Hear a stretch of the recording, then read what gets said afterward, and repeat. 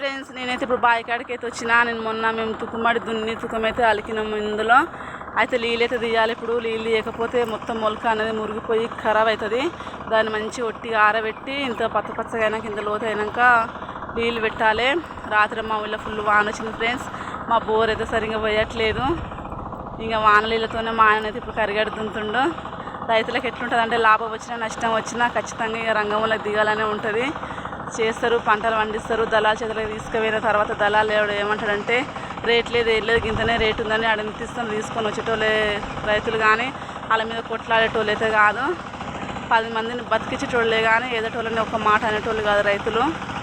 ఇక ఎట్లుంటుంది ఫ్రెండ్స్ రైతులంటే ఇక తగ్గేది లేదు. బురదలకు దిగుడే పని చేసుడే ఫ్రెండ్స్. అలా ఉంటుంది రైతులది. చూడండి ఒకసారి, లాభం వచ్చినా నష్టం వచ్చినా రైతులకే ఫ్రెండ్స్.